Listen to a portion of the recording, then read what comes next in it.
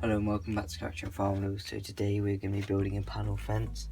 I did one of these a long time ago, back when this channel was started, but that was a proper panel. This is going to be a closed board fence.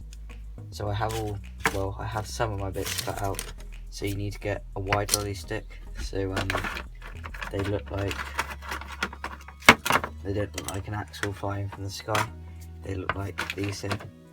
You can get them in, like, I get mine from the range, like these. You can also get them off of Amazon, and then measure out the height you want of your fence. So mine's gonna be that height, and then I've got 3 small sticks. You could use a bunch of lolly sticks and layer them up, but I've got these, so I'm gonna use these. So what we're gonna do is lay these out, one at the bottom, one at the top, because if the back side of my fence for the video was visible, I'd use 3, because that's what's actually used in real life.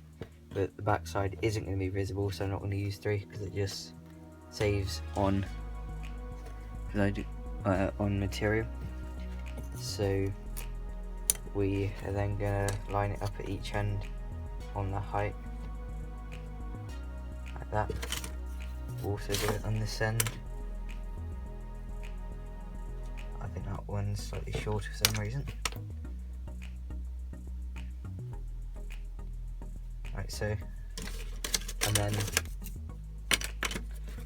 we're going to use hot glue, so I'll put the hot glue gun on. So I've attached a piece each end. This end I've properly secured it. This one I've only put a couple of dabs of glue just to keep the distancing. And now what we shall do is a bit of glue at the top, a bit of glue at the bottom, and a little bead on the side, on the front side. And then what happens is it gets very, very slightly. So we're going to use, I need to cut a piece of wood, but we're going to make it square,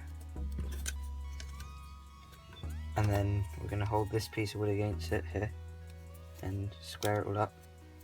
Then we're going to cut this piece of wood, and that's our spacer for how much distance. So I then put this spacer on here, for example, and then I know exactly how much I need to overlap it, like so, and then we do this so on. So I'll do a time lapse to do this.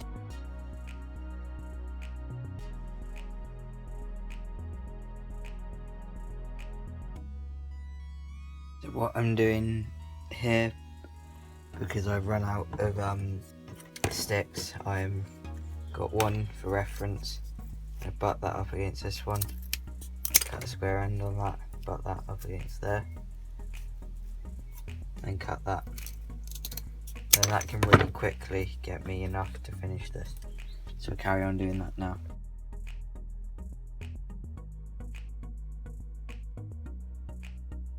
This is one downside of doing it with hot glue, you get the glue streaks. But what we're going to do now, get some pieces of dowel and just put them at the end of our panel, just so they're sticking up at the top, so you can see it's got posts.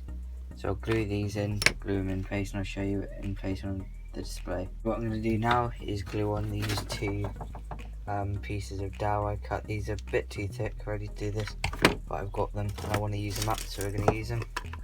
Just going to set that all level, glue that onto the end like so. And we're going to do the same on the other side. Then we're going to put some bits of barbed wire across the top.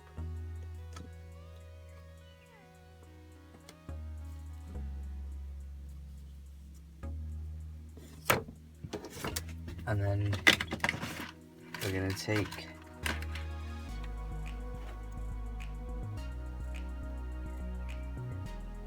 some bits of barbed wire. You could use normal wire, but I've got some proper barbed. This is from Brushwood, this stuff.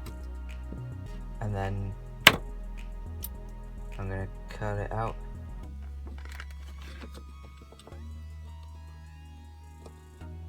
Stretch it quite far so I don't use all of it on this one build. Wrap each end around.